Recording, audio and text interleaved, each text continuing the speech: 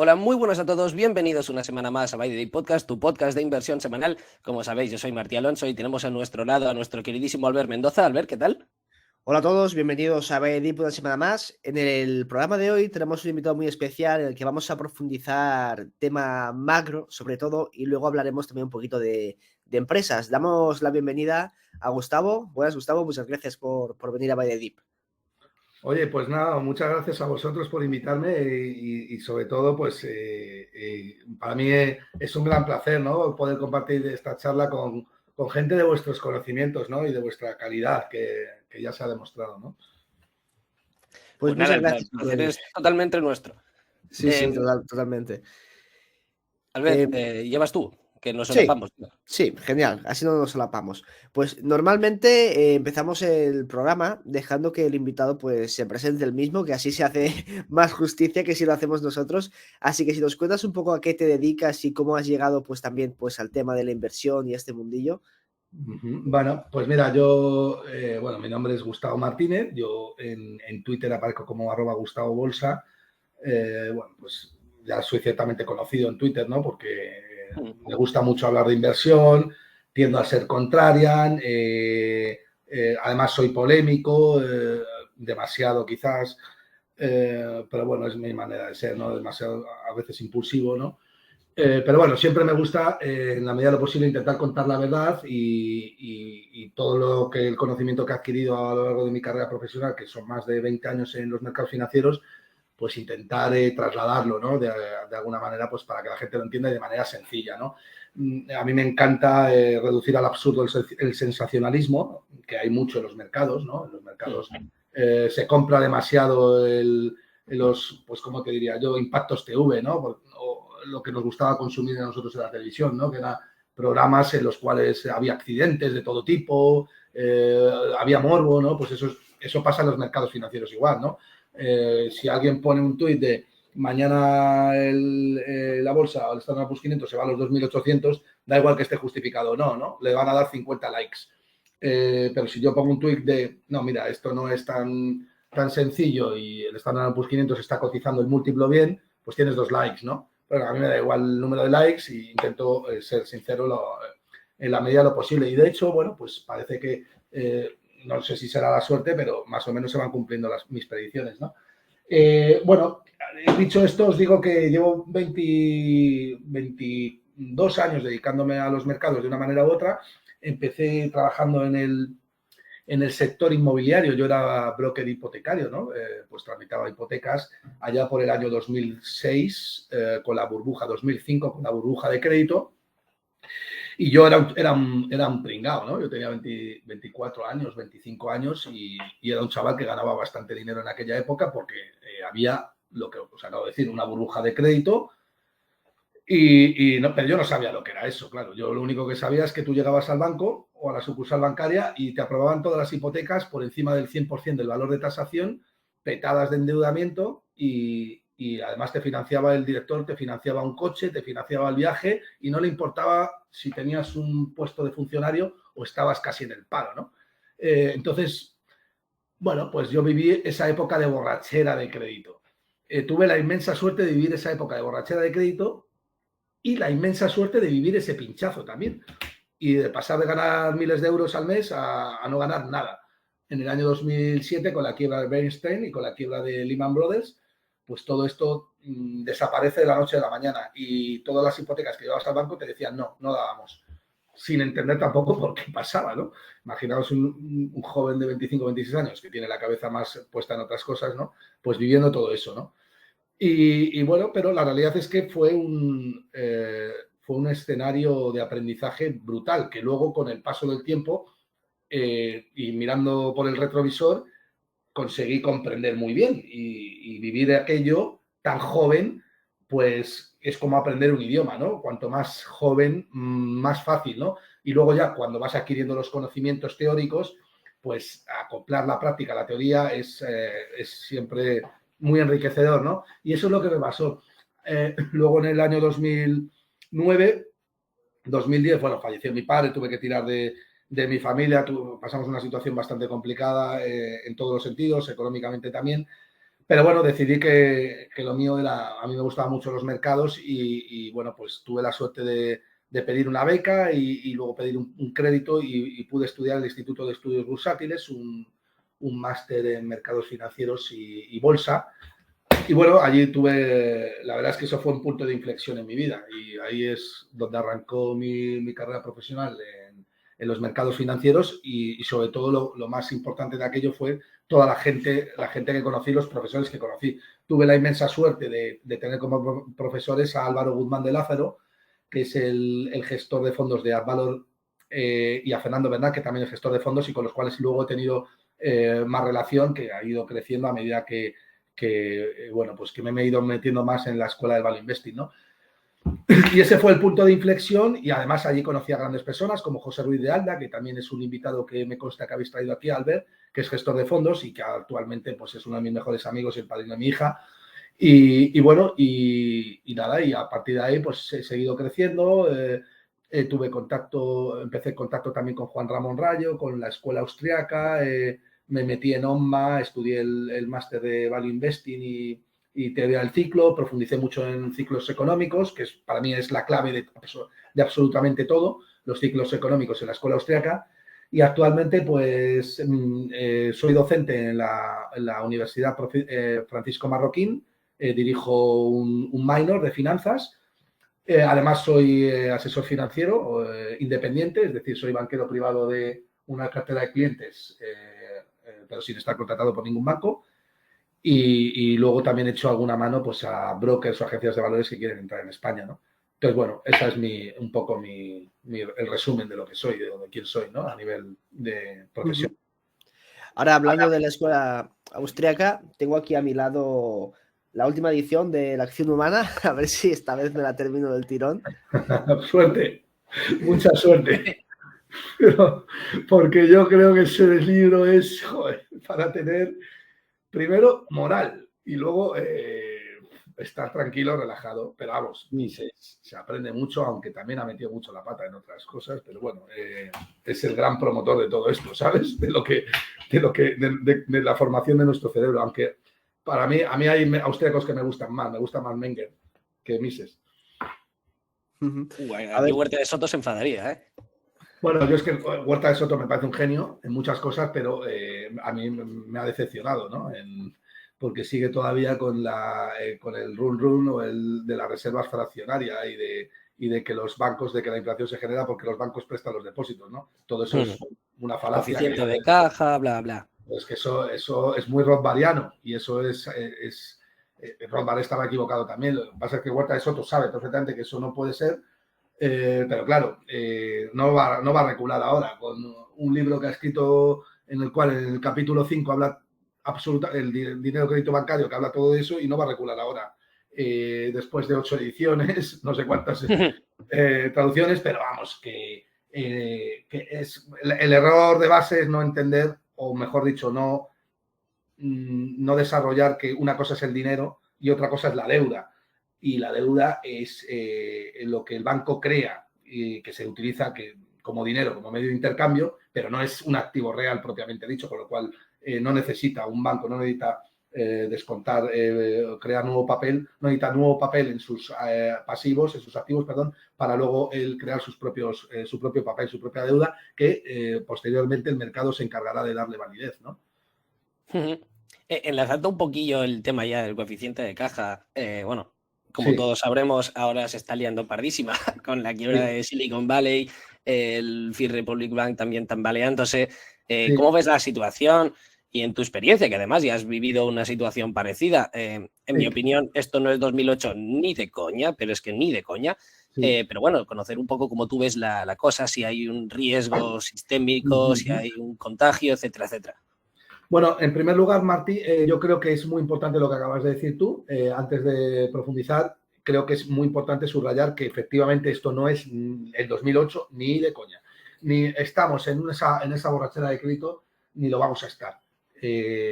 Porque además hay un elemento fundamental. Primero, que aquello fue, bueno, ya lo he dicho aquí, ¿no? Una burbuja de crédito que posteriormente dio pie a otro tipo de burbujas, como la burbuja inmobiliaria, inflando todo tipo de colaterales y el sistema financiero pendía pues, únicamente de eso, de una garantía que era la vivienda, que en el momento en el cual los ingresos de los propietarios cayeran, de los deudores de hipotecas cayeran, pues el sistema se desvanecía, que fue lo que pasó, ¿no?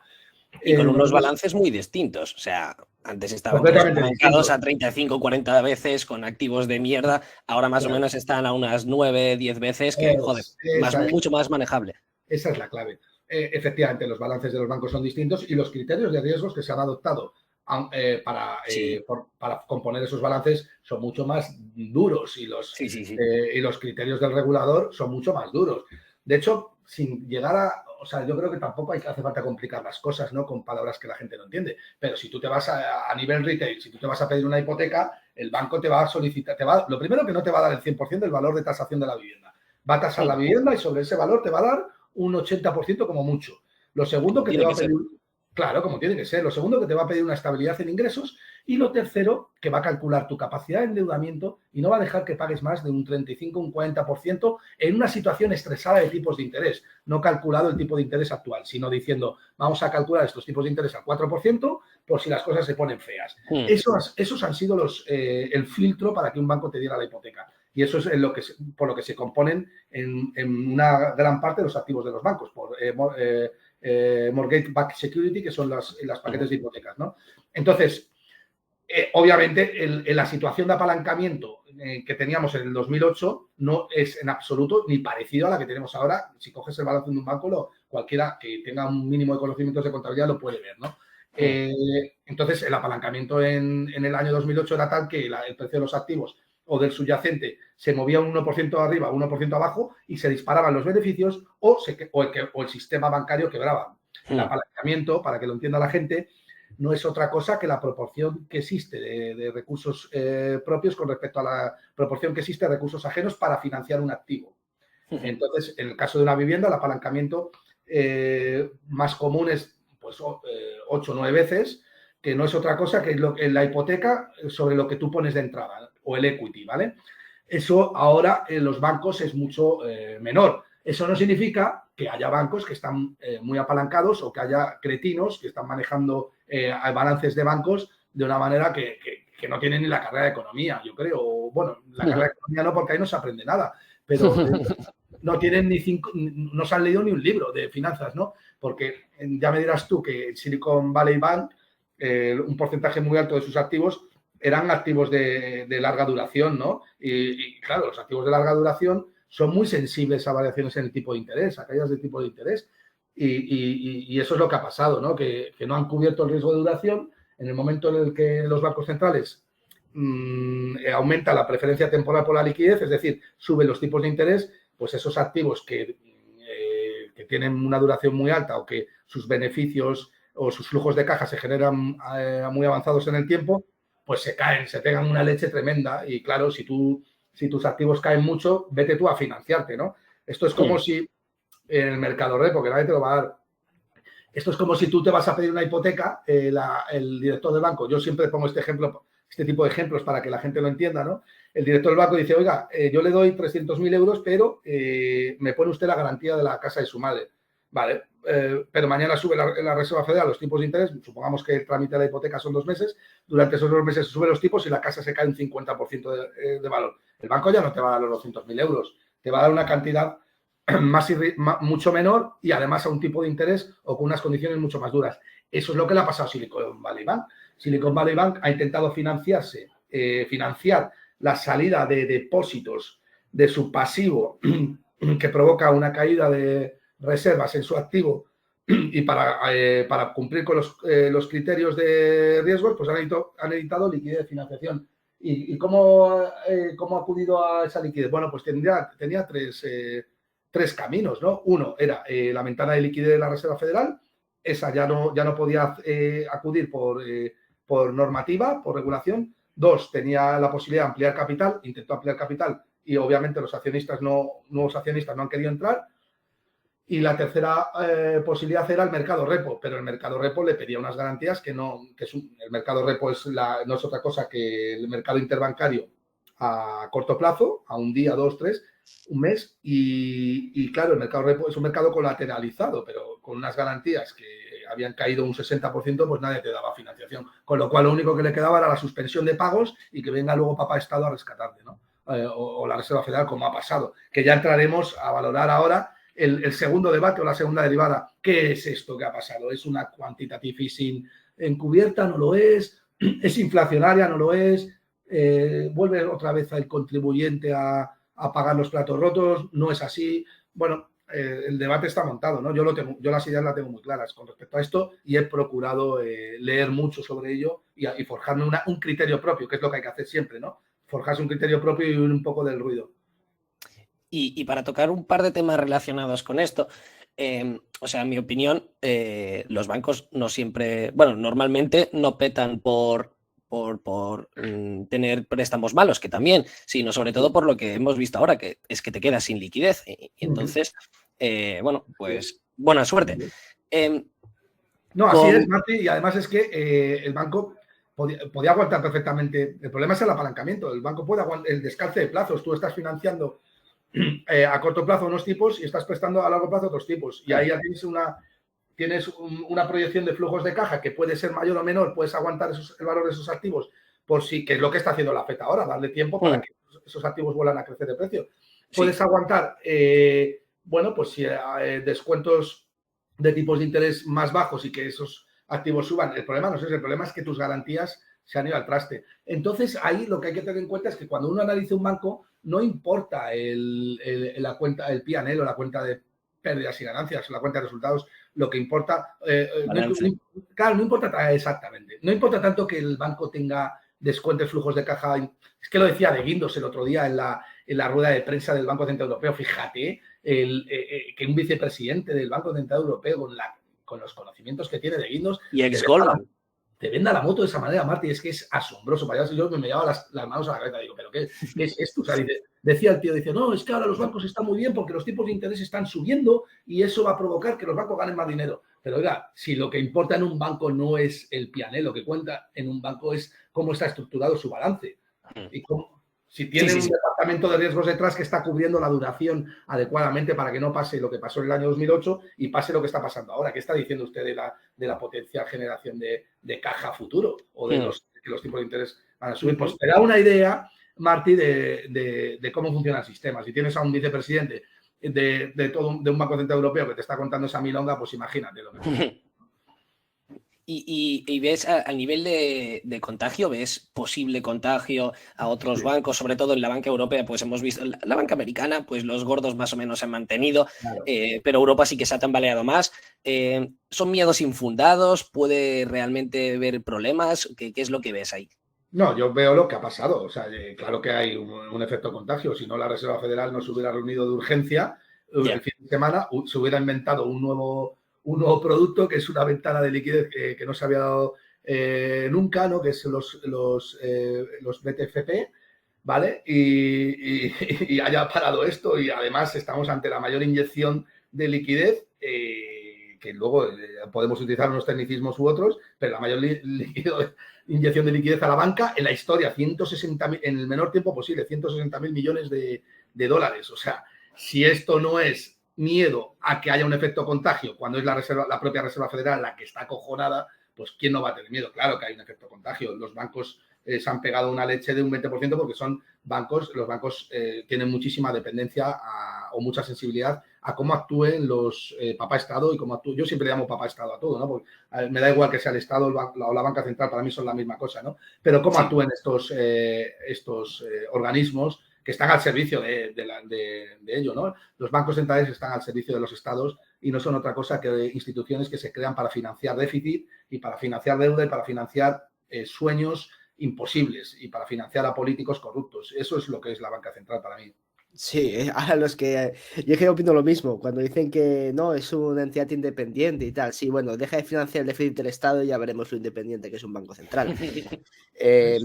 Bueno, eso es una falacia, que es una entidad independiente. Mira quién compone el Banco Central Europeo. O sea, estamos hablando de Lagarde, que era la ex primer ministra de Francia, y estamos hablando del vicepresidente estamos hablando de que el vicepresidente es de Guindos, que era el primer ministro de España, que son políticos. O sea, lo componen políticos.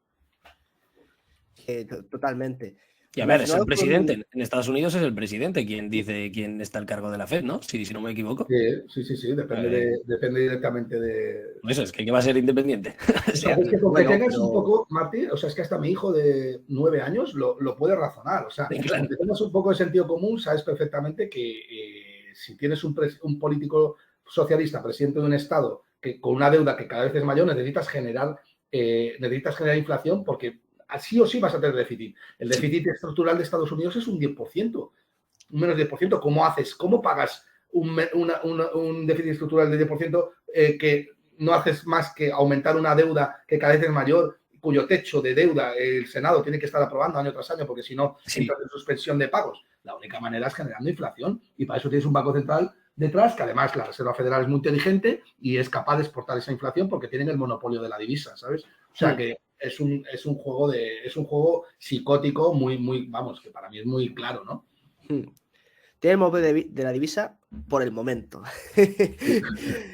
Relacionado con todo esto, claro, con la subida de tipos, que ha sido una agresiva parte de la FED, el otro día vimos que el Banco Central Europeo pues, también subió 50 puntos, perdón. Ya vimos que se ha roto, entre comillas, pues algo, no hemos tenido esta turbulencia con los bancos. También ahora no se habla tanto, pero había un gran porcentaje de empresas denominadas empresas zombies, ¿no? Que con sus beneficios pues no podían servir a la deuda, con la bajada de tipos pues podían seguir ampliando deuda, pagar deuda antigua, etcétera. ¿Qué crees que es lo siguiente que se puede romper si siguen con la subida de tipos o si realmente pues esto nos puede traer algún tipo de riesgo asociado tanto a la economía como a los mercados? Bueno, es una pregunta muy inteligente.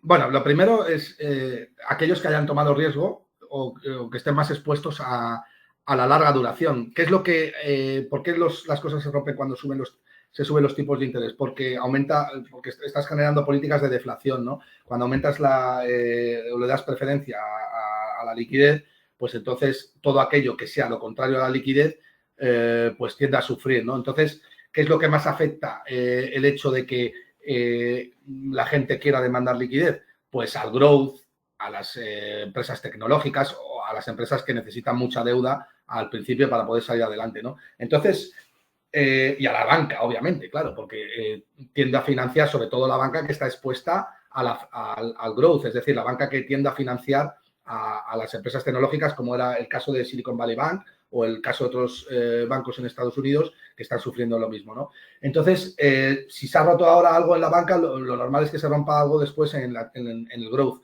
en todas las empresas que son tecnológicas y que han iniciado procesos productivos, esos procesos productivos que son más, que tienden más a la duración, eso se produce una de dos, o porque una economía ahorra y entonces aumentas la oferta de ahorro y el tipo de interés se reduce, con lo cual puedes alargar el proceso productivo, o porque la Reserva Federal mantiene artificialmente los tipos de interés bajos. La primera no es, la primera sería sana y no rompería nada. La segunda sí puede romper algo cuando cambias ese modelo, ese motor que genera ese tipo de inversión, ¿no? Entonces, lo que yo creo que puede romperse ahora si la Fed no recula, que ya está reculando, con lo cual no creo que se rompa mucho más allá de lo que se ha roto, serían empresas tecnológicas y todas las relacionadas con duraciones largas, ¿no? Y las empresas que tirarían para adelante o que lo harían mucho mejor serían las empresas que tienden a hacer caja y que están infravaloradas o que vienen de un infravalor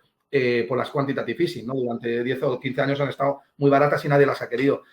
No hablo de empresas que ya generen caja y que sean de alta calidad, porque esas empresas están caras, ¿no? Por ejemplo, yo qué sé, ahora yo creo que nunca está tan cara la calidad, porque pagar por Coca-Cola más de 30 veces beneficios, pues me parece una absurdez. O por McDonald's y un tanto de lo mismo, o por Johnson & Johnson. Pues bueno, esas empresas son de mucha calidad, o Nestlé, ¿no? Son que generan mucha caja, sí, pero el mercado ya está pagando de sobra esa caja, con lo cual ahí poco valor vas a hallar, ¿no? Vas a obtener rentabilidad real negativa contra la inflación futura, ¿no? Hay un vídeo que es muy interesante en que Ackman, cuando aún no era Ackman, se fue a la reunión de Berkshire Hathaway y le hizo una pregunta a Buffett que me gustó muchísimo, que es el Coca-Cola por aquel entonces ya estaba carísima, o sea, todo el mundo sabe que Coca-Cola obviamente es una empresa de calidad, pero es que siempre está cara. Y Ackman le preguntaba, digo, bueno, ¿tiene sentido que Coca-Cola esté recomprando acciones cuando está cotizando a PER 35 o por ahí. Y según Buffett dijo, sí, todo bien, buena compañía, si aumenta 1 céntimo el coste del producto, bla, bla, eso se traduce y cosas así. Y desde entonces, pues bueno, Coca-Cola se ha mantenido más que nada plana. Y yo también, exceptuando Coca-Cola, estas empresas que todo el mundo sabe que son buenas, estables, pues bueno, yo lo veo mucho, todos los que no quieran volatilidad, pues mira, lo metes ahí y estás tranquilo.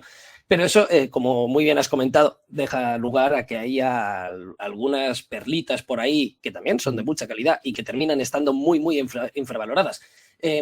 Tú ahora mismo con toda esta situación, que quieras o no, pues incertidumbre la hay, miedo existe, no mucho, pero existe. Pero tú, ¿dónde estás viendo oportunidades y particularmente qué es lo que te está gustando ver? Bueno, a mí me ha gustado mucho las materias primas los años anteriores, ¿no? Y todas las empresas, bueno, pues me he inflado, afortunadamente, he tenido, no sé si suerte o tal, pero bueno, los que estamos en el sector, pues también José Ruiz de Alda, comentando empresas y tal, nos han encantado todas las petroleras o estaban cotizando a 4 veces beneficios, con una oferta de petróleo que estaba constringida y que sabías bueno, que eso no tenía ningún sentido, ¿no?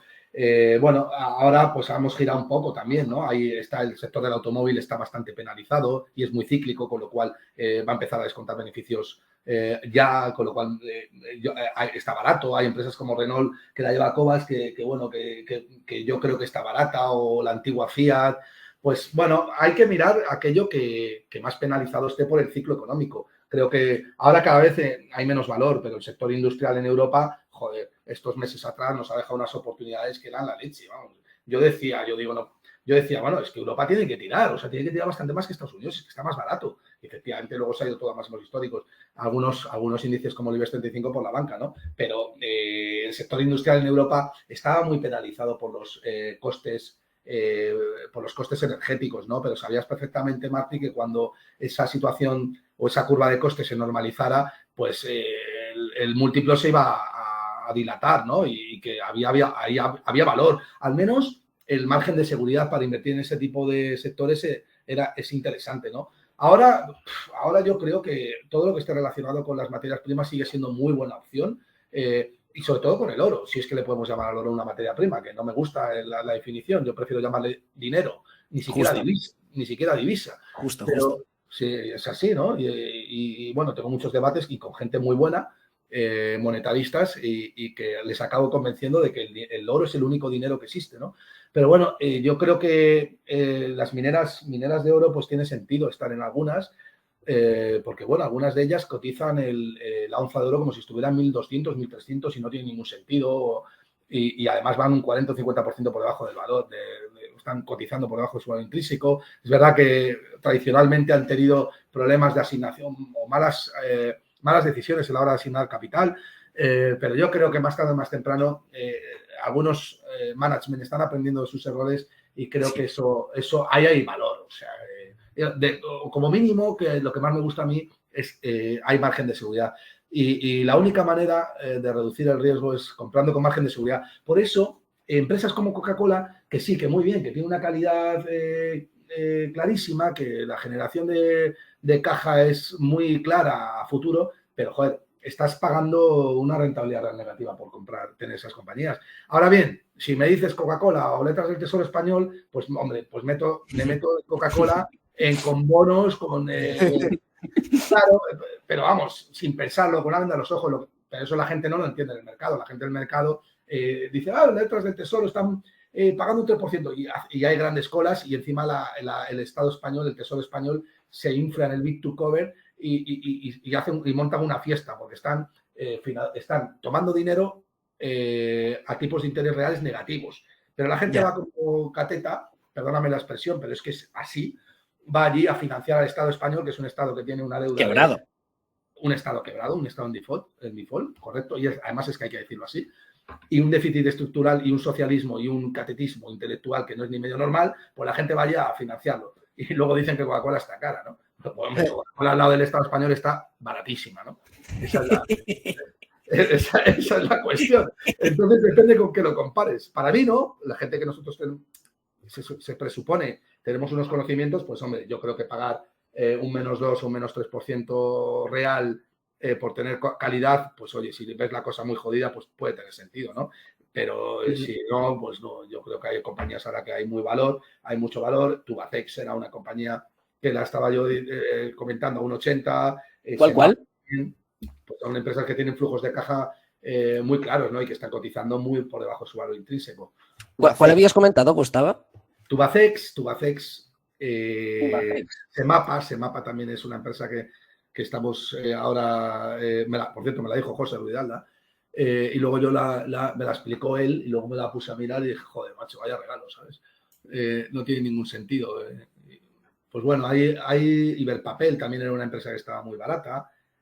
Miquel y Costas también tiene la clásica, ¿no? También tiene sentido, son empresas que están muy baratas, pero claro, esto es lo de siempre, Martí. La inversión tiene que ser algo aburrido, un coñazo, pues ya sabes, empresas que no gustan a nadie, pero claro, la gente se va a lo que está de moda, se va a las Teslas, se va a Netflix, se va a no sé qué, y luego pasa lo que pasa, que te pegas una leche, pues no sabes ni lo que estás comprando. O sea, todo el calentamiento que ha habido estos años atrás con Tesla y tal, era, vamos, yo decía, la gente tenía una capacidad para descontar flujos que no se habían producido y ver el futuro, con lo difícil que es ver el futuro en sectores tan sencillos como el tabaco.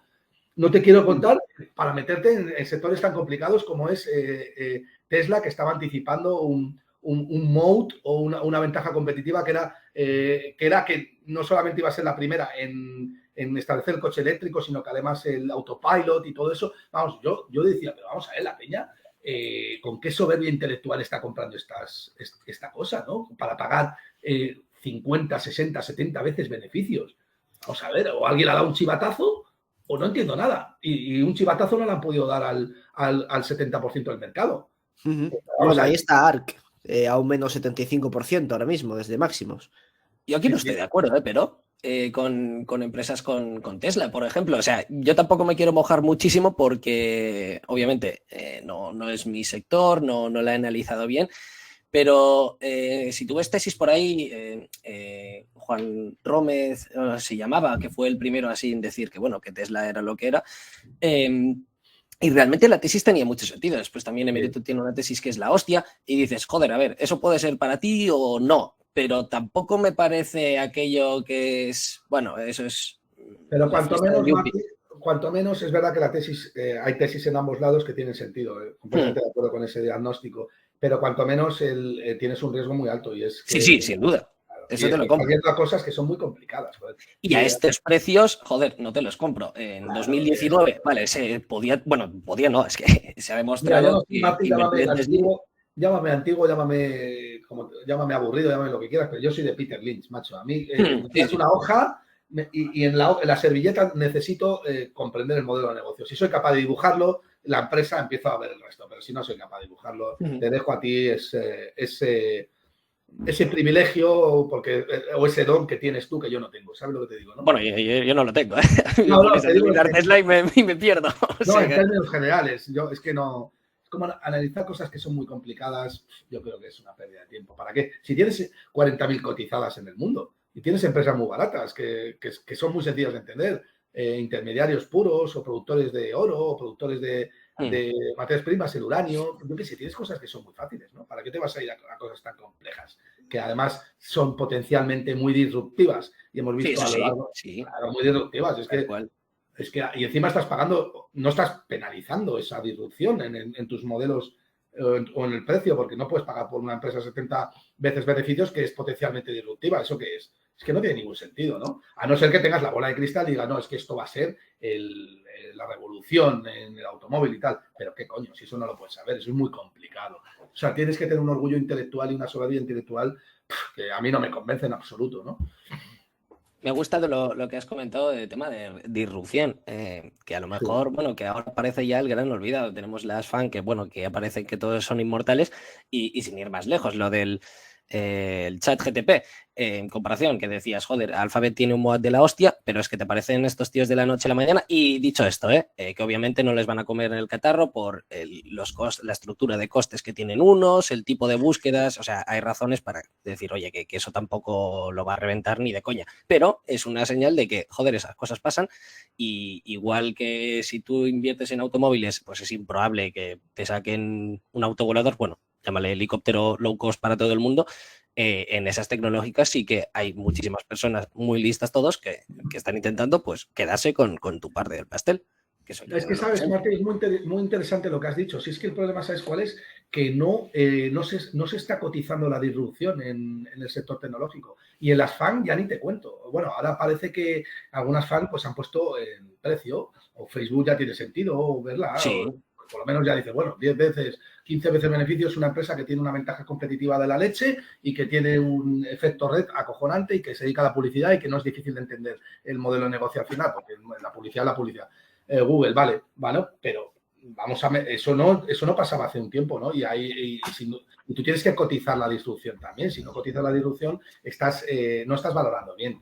Y más en empresas que bueno, pues que son, bueno, pues que están expuestas, muy expuestas. Tú lo has dicho ahora, Marti, ChatGPT ahora te pone, te sale cualquiera de estas y te tira una cotización un 50 o 60% indefinidamente. O entras en una crisis de liquidez, que lo primero que sufre cuando hay cuando hay un deterioro de la liquidez, ¿no? Cuando cambiamos de ciclo y nos vamos a la crisis o la depresión, es el sector de la publicidad, que se reducen muchísimo los márgenes. Y Facebook se te va a 5 o 6 veces beneficios tranquilamente. Y eso ya lo ha estado, ¿eh? Que ha llegado a esos múltiplos. Ha llegado, claro, pero ahí es el momento en el que tiene sentido mirar estas empresas, pero no cuando estás cotizando a 30 veces beneficios, ¿no? Y tenemos la todopoderosa Apple, que parece que la gente se ha olvidado de Nokia, pero es que también está aguanta. No, Apple es más de lo mismo. Está aguantando ahora, pero joder. Es lo que me comentó Pedro, ¿cuánto facturaba? No me acuerdo. El 90% de todo su free cash flow lo hacía en el Q1 y ya en este te ha caído un 13%. Sí. O sea, no recuerdo las cifras. Seguida. Sí, sí, prácticamente la mitad la hacía en 4 o 5 meses. Por eso. No, pero vamos, Apple, pues es verdad que tiene, joder, es que Apple, yo estoy enamorado de Apple, de la empresa, ¿no? Pero no la he comprado, no la compro porque no pues estás a 25 o 30 veces beneficios, pues oye, ya me cuesta entender los flujos de caja los 10 próximos años, imagínate el que va a generar en los 30 próximos a 30 años, ¿no? Y siendo una empresa de 2,5 trillones, que a ver cómo creces esto, pero bueno. No, pero luego es que además, sí, es que es muy complicado. Todo lo que sea extender el múltiplo por encima de 10, a mí me parece 10, 12, 13, me parece que, bueno, pues tienes que tener alguna no sé, algo distinto, ¿no? Y Apple al final es verdad que tiene una ventaja competitiva que es bestial. Yo creo que es, si no la más grande del mundo, debe estar ahí, ¿no? Pero, y además, joder, pues es una bestia generando caja, ¿no? Pero no olvidemos que solo está cotizando el mercado y eso es lo que tienes que ver. Apple a 15 veces beneficios sería la leche, pero a 30 veces beneficios no tiene margen de seguridad. Sí, al final hay una corriente así de centrarnos mucho en la calidad de las empresas, pero oye, que el precio al que las compramos también es importante. Claro. Yo prefiero, pues no sé, comprar una mina en Bosnia a 30% free cash flow de hoy, que no que me vendas la empresa súper tecnológica a 5% cash flow de 10 años. A pista. Pues claro, Albert, es que con la diferencia va a ser que con una te puede salir mal, pero la probabilidad en una cartera de que tengas varias y te salga bien es muchísimo más alta que la otra, que lo que vas a hacer es perder poder adquisitivo por tener esa empresa que es un depósito valor más que otra cosa. O sea, estar en Apple es refugiarte contra la inflación más que otra cosa, ¿no? O bueno, no refugiarte contra la inflación, pues está pagando tipos de interés reales negativos. Es como un bono alemán cuando te paga negativamente. Lo que estás haciendo es proteger tu patrimonio aunque tengas que pagar, ¿no? A ver si tenemos la suerte de que el abuelo escucha este programa y empieza a soltar. Bueno, pero es que el abuelo gestiona muchísima pasta y y la rentabilidad es que ha sacado, que va a sacar ahora ya no son las que él no trabajaba así hace años, ¿sabes? Lógico. Tú miras lo que tocaba cuando tenía partnerships y era la mierda de la mierda, pero lo que Claro, decía Albert, lo que pasa es mierda que muy barata. cuando eres el mejor gestor del mundo y tienes una cartera de cientos de miles de millones de dólares, pues oye, lo que te interesa es la calidad, sin lugar a dudas, ¿sabes? Tus clientes no pueden perder dinero. No tienes margen. No O tienes sea, margen, no tienes margen, eso es. Así es que lo que no es, comento con para mí Heinz. Warren Buffett, que es el mayor crack que ha dado la inversión de todos los tiempos con Peter Lynch y alguno más por ahí, bueno, pues creo que es una persona que guarda el dinero de sus clientes y ya está, no pretende que no pierdan y fuera, y mantiene su track record que es la hostia. O sea, Warren Buffett le ha metido un 20% al Standard & Poor's 500 anualmente en términos nominales, que es una barbaridad. O sea, No solo eso. O sea, tienes otros grandes inversores, como por ejemplo Greenblatt, que sí, tienes un 50 a 10 años, pero es que ¿cuánto estabas manejando tú y cuánto está moviendo Buffett? O sea, es que es muy distinto. Si ha de gestionar 100 millones a gestionar 500, te cambia muchísimo. Imagínate de gestionar 400 millones a 400 billones. O sea, sí, la cosa es muy, muy distinto. Y eso es muy importante lo que dices, Martín, porque cuanto más gestionas, más complicado es, dado que no puedes acceder, bueno, pues tu nicho de empresas se reduce muchísimo a empresas que son de alta capitalización, porque un tío que gestiona 5.000 millones de euros, pues no puede comprar empresas que cotizan a 50 o 60 millones porque no tiene ningún sentido, ¿no? Pero es que además hay otra cosa, y es que la gran mayoría como bien sabéis, la gran mayoría de gestores no baten al mercado.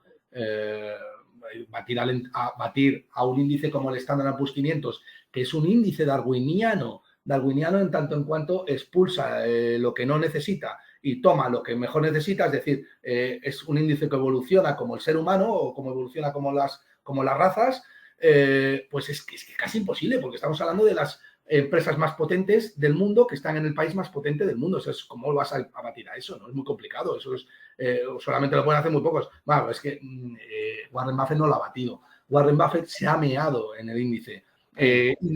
Año tras año le ha sacado un doble en términos anualizados. Eso solamente lo puede hacer un genio, ¿no? Nada más. Sí.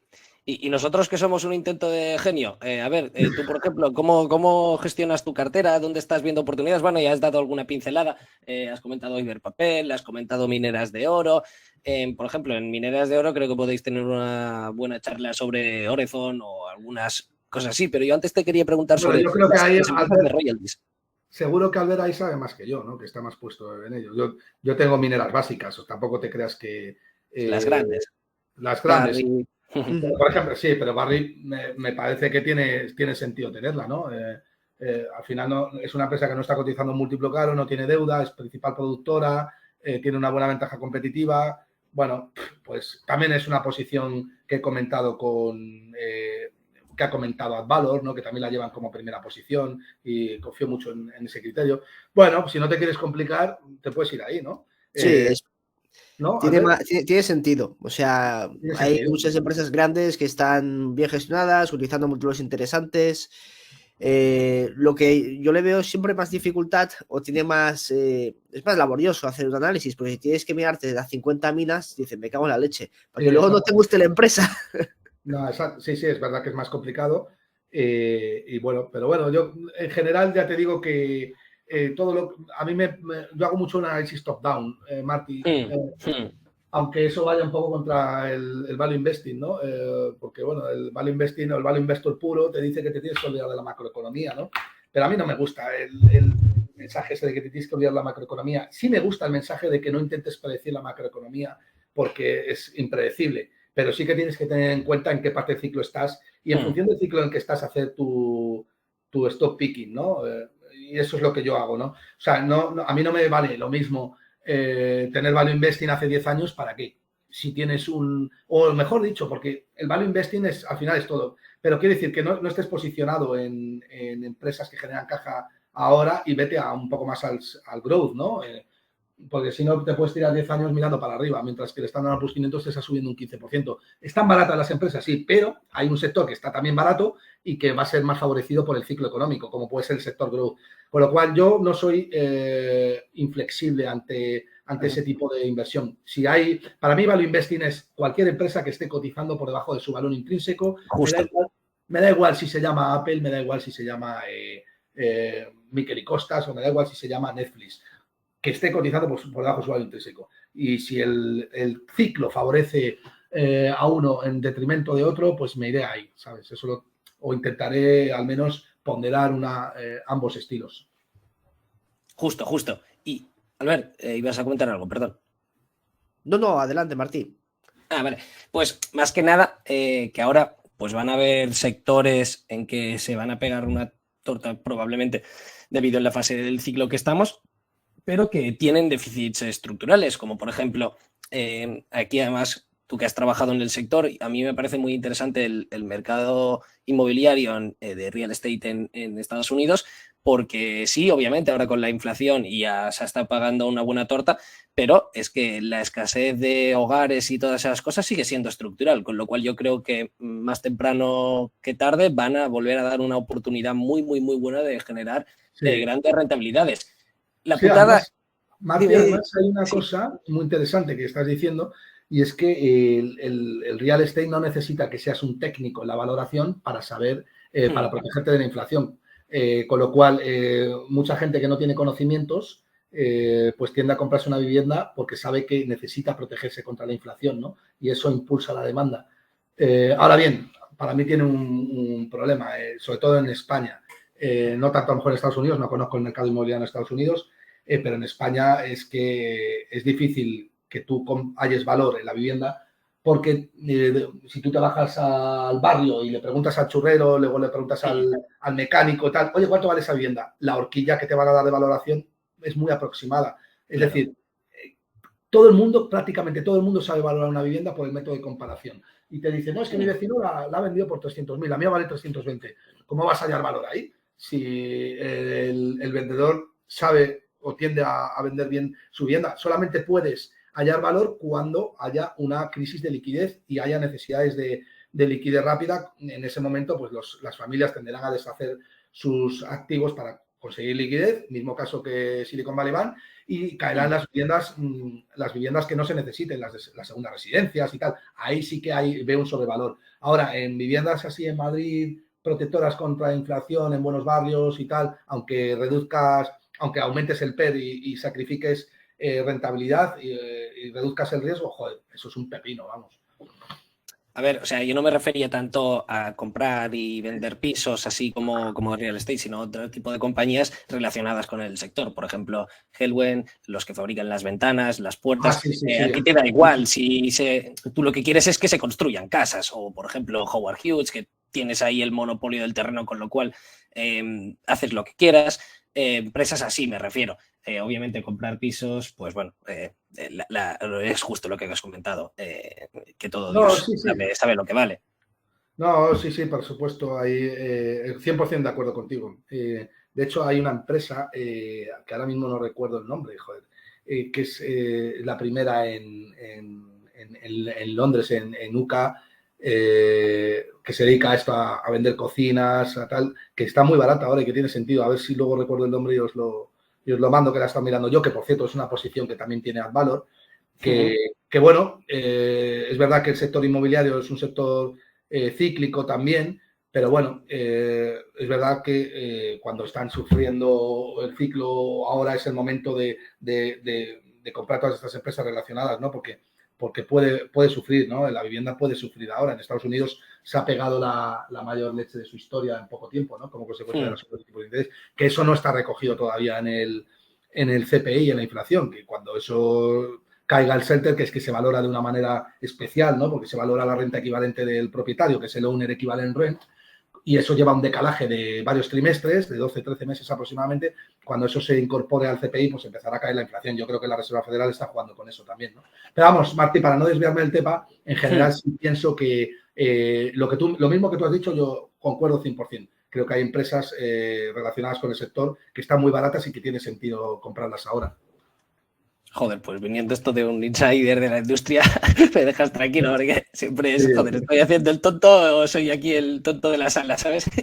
Así que, joder, me alegro. Y la de UK me pareció muy interesante. Luego lo voy a buscar en el folleto de Advalor a ver si la encuentro, porque Sí, es que creo...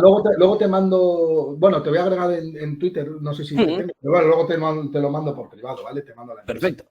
Joder, es que además en el Reino Unido es como el país que le ha ido todo mal. O sea, lo que decíamos de buscar Ahí valor hay es que, valor, ¿eh? por eso. Ahí hay valor en todo lo que es el consumo cíclico y tal, hay que mirar allí, hay sectores que están muy penalizados. Tablas de Lezo riéndose en la tumba ahora. Sí. De malditos ingleses, os jodéis. Un saludo, capitán. Y en el Reino Unido, ¿qué tipo de empresas, o sea, qué crees, cuáles sectores van a ser los que les van a ir mejor, teniendo en cuenta que, bueno, que el país está en una situación que no es tampoco la óptima, por eso también lo de las oportunidades? ¿Cómo va a moverse la libra? ¿Eso quién le va a ir bien, a quién le va a ir mal? ¿Y dónde crees que tú podrías pescar ahí cosas buenas? Complicado. Analizar cómo va a ir la libra y eso, joder, yo no, ahí te digo que diga lo que diga, está poco fundamentado porque es tan complicado. Hablar de Forex, ya sabes que es un mercado tan líquido, que le afecta tantas y tantas variables que es... Es Pues no casi, sé, ¿no? es que no sé, lo único que, mira, yo lo único que sé de Forex, Marty, es que el dólar es la única divisa que existe en el mundo, lo demás son sucedáneos y la Fed es el único banco central que existe en el mundo y lo demás son sucedáneos y que el dólar es deuda y es un pasivo del Banco Central y que el Banco Central está al servicio del Estado y que cada vez necesita más, generar más deuda para poder financiar a los estados, con lo cual soy alcista y en oro, que es el gran o el auténtico dinero que hay como activo real, porque lo demás es deuda, ¿no? Eso es lo único que sé con respecto a las divisas, con lo cual no sé lo que va a hacer la libra ni me preocupa. Ahora bien, en cuestión de lo que acabas de comentar, que es una buena pregunta, yo creo que el sector cíclico en UK está muy penalizado y el sector consumo está muy penalizado y el sector automóvil está muy penalizado. Y ahí sí hay valor y también hay valor en todas las empresas relacionadas con el real estate en UK en términos generales, ¿no? Y además, lo comentaba el otro día con José Ruiz de Alda, que él también estaba de acuerdo, ¿no? Y decía que efectivamente le estaban mirando ya todo lo relacionado con el sector consumo allí en Inglaterra, ¿no? Jo, pues la verdad es que concuerdo. Yo en UK tengo tan solo una que la tenemos en la cartera YD, pero bueno, no la puedo comentar por aquí, ya luego te digo el nombre porque la verdad es que me parece un auténtico pepinazo. Y has mencionado, bueno, ya de nuevo el oro, que ahora ya está rozando prácticamente los $2.000 la onza. Qué bien, qué buena noticia. ¿Cuánto margen le ves? Bueno, estaba por ahí, ¿no, Albert? Más o menos, sí. To the moon. Yo, to the moon. O sea, yo creo que vamos a ver el oro por encima de $3.000. Hostias. Joder, no, pues... ahora, no, lo que no me preguntes es cuándo, pero vamos. No, sí. Yo creo que los $2.000 ya tenía que haber sido un soporte desde hace tiempo, ¿sabes? Pero vamos, mi tesis es clarísima. Los bancos centrales no tienen otra que... Fíjate en un sistema deflacionario como el que vivimos, que vamos, que la tecnología que hoy en día te vas... El otro día yo me iba a esquiar, Martí, y joder, me llamó un periódico para escribir un artículo, tenía que enviar un email a un amigo sobre un tema también de trabajo y además estaba viendo la cuenta de resultados. Todo eso en el telesilla desde un iPhone. Y me di cuenta, joder, macho, qué deflacionario es esto. O sea, estoy produciendo a saco desde un telesilla que estoy de vacaciones. O sea, eso multiplicado por un 40% o un 30% más de la población, que hemos pasado de 6.000 millones hasta hace unos pocos años a 8.000 que somos ahora y que dentro de 20 años vamos a ser 10.000. Dios, eso es muy, claro, es muy productivo si los bancos, si los países no dejan a la globalización actuar y no atacan a la globalización, que eso también hay que tenerlo en cuenta. Pero vamos, en general, la oferta de producción es mucho mayor ahora que hace muchos años y que la producción se va a disparar. Entonces, eso, no sé a cuento de que os estaba contando esto, ¿no? Pero sí, en un sistema deflacionario, ¿no? Pero es decir que es curioso que en un sistema deflacionario los bancos centrales no tienen otra que generar tipos reales negativos. no hay otra. Si la deuda cada vez, la deuda de los estados no mengua, la deuda de los estados crece, es imparable. Eso ya no hay quien lo pare y la única manera de refinanciar esa deuda es generando inflación. ¿Y cómo vas cómo vas a hacer para generar inflación y empobrecer al contribuyente? Pues lo único que te puede proteger contra eso es el oro, porque Bitcoin es un activo muy, muy incierto y bueno, yo creo que no va a tener éxito Bitcoin como moneda de intercambio ni de coña. Otra cosa es que se pueda llegar a convertir en depósito valor. No creo que le haga la competencia al oro, pero bueno, puede ser un complemento en vez de un sustituto. Entonces yo no valoro un escenario malo o negativo para el oro en los próximos años ni de coña. De hecho, creo que es la commodity junto al petróleo del siglo XXI, ¿sabes? Yo la veo como la parte más segura, en el sentido de que el oro lleva siendo dinero desde que el ser humano es civilización, así que... Es como Coca-Cola, pero barato, porque Coca-Cola es inherente al ser humano. O sea, yo me daba cuenta de lo que era Coca-Cola cuando mi hijo de 3 años, cuando tenía 3 años, me pedía Coca-Cola todo el rato. Y decía, joder, macho, es que vamos a tener, en el año 2050 la gente va a seguir consumiendo Coca-Cola seguro. Y el oro, por supuesto, pues el oro es el único activo real que se comporta como dinero, tiene una oferta limitada, que además no es lo suficientemente limitada o es lo suficientemente flexible como para acoplarse a la demanda, con lo cual reduce mucho su spread y la volatilidad y es un gran depósito de valor. Eso Bitcoin no lo tiene, porque Bitcoin tiene una oferta rígida. Entonces, ¿cómo vas a acoplarte a la demanda? Si la gente exige más o menos demanda, la volatilidad es inherente a Bitcoin. Si el dinero no puede ser volátil, el dinero tiene que tener un descuento de 1 o aproximarse a 1, valer 1 cuando descuenta sus flujos. Es decir, que esté cotizando más o menos a la par siempre, porque si no, no sería una moneda de intercambio buena, ¿no? Entonces, eso en el oro se produce y protege muy bien y bate al dólar a largo plazo, pero Bitcoin lo tiene complicado. A no ser que gires letras o papel contra Bitcoin, pues bueno, es complicado, ¿no? De hecho, hice un ejercicio de a ver cuánto el oro había mantenido su poder adquisitivo. Sí. Y a ver, obviamente no es... el método científico aquí no existe, o sea, lo hice así por curiosidad. Y me estuve mirando el edicto de precios máximos de Diocleciano. ¿El qué? Perdón, a ver. Edicto de precios máximos de Diocleciano, que no sé, tú, Martí, sabes más el tiempo que sería el año 300, ¿no? Por ahí. Yo creo que más, yo creo que bastante más, pero bueno, sí. Ah, no, 301, mira, lo dice aquí la Wikipedia. Y salen los precios máximos a los que hizo el decreto, que obviamente fue intervencionismo, fue un fracaso, pero claro, está expresado en denarios, en áureos, por lo tanto, pues puedes hacer la equivalencia en oro.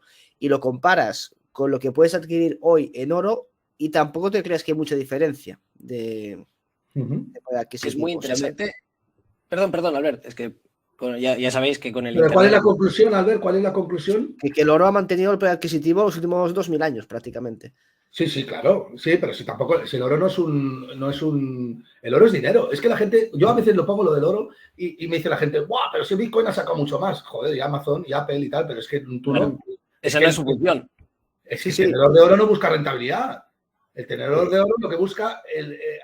Y tampoco busca hacerse una joya con él, salvo algunos, la propiedad industrial que tenga. El tenedor de oro lo que busca es un refugio para poder utilizar ese refugio, ese activo, 1 año, 2 años y comprarse un coche. Es decir, intercambiarlo por algo que pueda comprarse hoy y dentro de 2 años también. Es decir, que pueda trasladar ese efecto de riqueza en el tiempo. Esa función intelectual. Lo que no puedes hacer es, no voy a comprarme un Bitcoin ahora, que me puedo comprar un coche con él y dentro de 2 años no puedes comprarte ni una moto. Eso no es depósito valor, ¿no? Y solamente esa función solamente la hace el oro.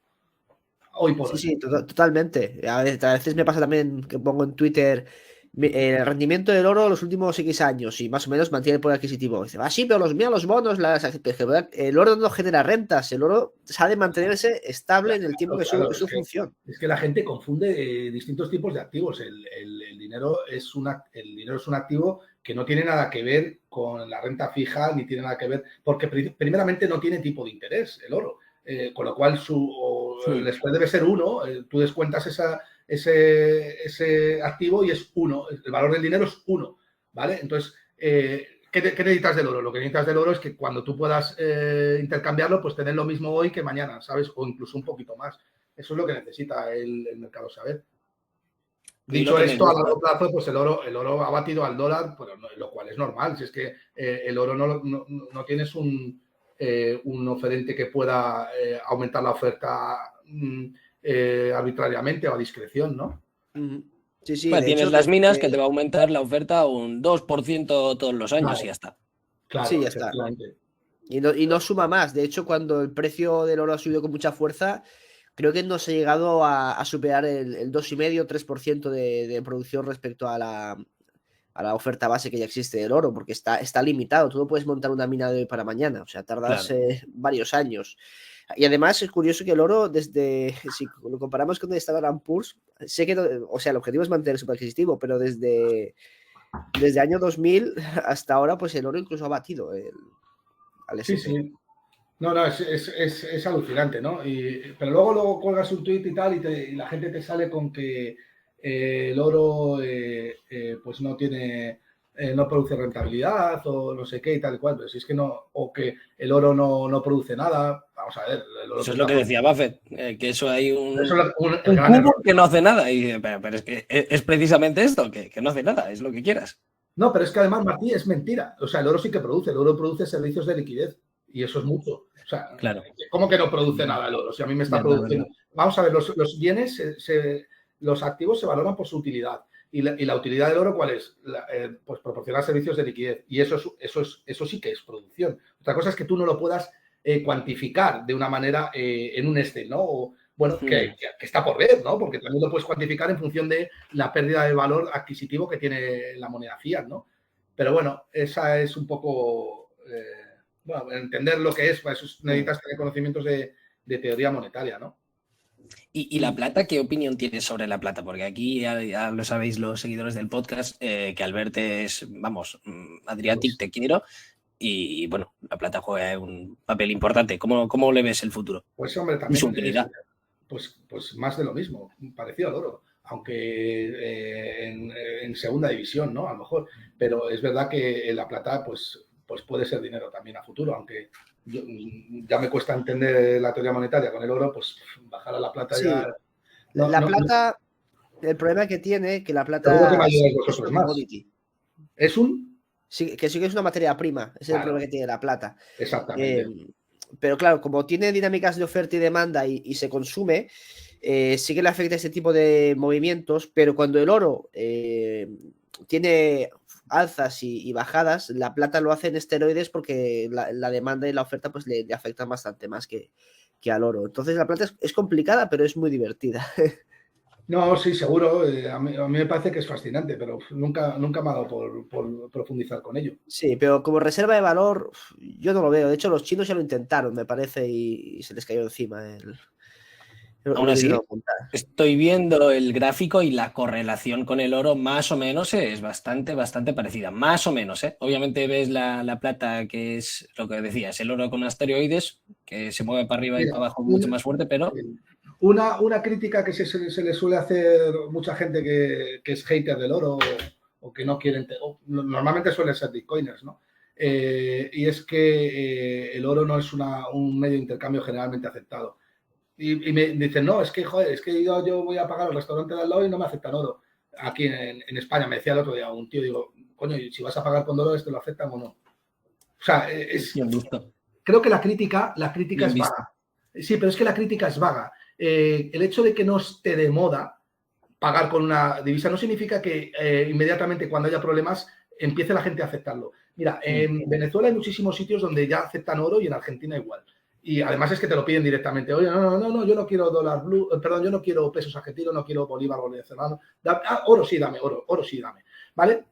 Claro, cuando las cosas van bien y la moneda fiat tiene valor, pues la gente no se plantea que le vayas a pagar en oro y te miran con cara rara. Pero eso no significa que no sea una moneda de intercambio generalmente aceptada. Lo puede ser dependiendo del contexto, pero la propiedad sigue siendo inherente al oro. La gente va a aceptarte oro como intercambio. Y eso es lo que la crítica vaga que se hace sobre esto, ¿no? Además de que luego tienes otra cosa que es fundamental, que es un depósito valor. Y luego lo de la unidad de cuenta, pues ya importa menos, ¿no? Porque puedes pagar con pepitas de oro y tal. Es verdad que no es cómodo a la hora de contabilizarlo como pueda ser la moneda fiat o mucho más el Bitcoin, pero joder, las dos propiedades fundamentales que rigen al dinero como per se, como dinero, pues las cumple de sobra, ¿no? Pero eso digo, cuando la gente me hace la crítica de no, es que he ido a pagar el otro día a un restaurante aquí y tal y no me aceptaban nada, digo, dólares tampoco, ni yenes tampoco te aceptaban, o sea, déjate de tonterías con esa crítica porque no estás entendiendo cuál es el verdadero driver del oro, ¿no?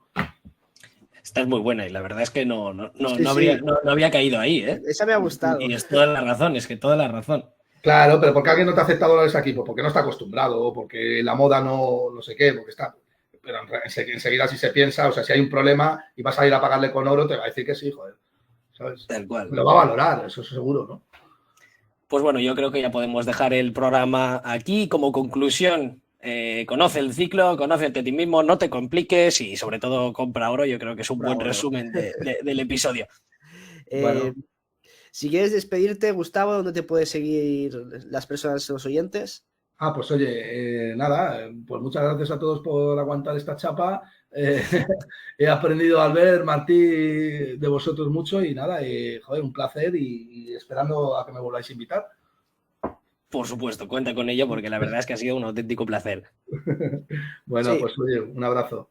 Pueden seguirte en Twitter, @Gustavo Bolsa. ¿De acuerdo? Sí, @Gustavo Bolsa. Si quieres ver tweets polémicos y cosas de oro. Bueno. Albert, nos despides como siempre. Sí, pues esto ha sido todo el programa de hoy. Recordad dejar un me gusta si os ha gustado y nos vemos en el siguiente. Y recordad, buy the dip. Adiós.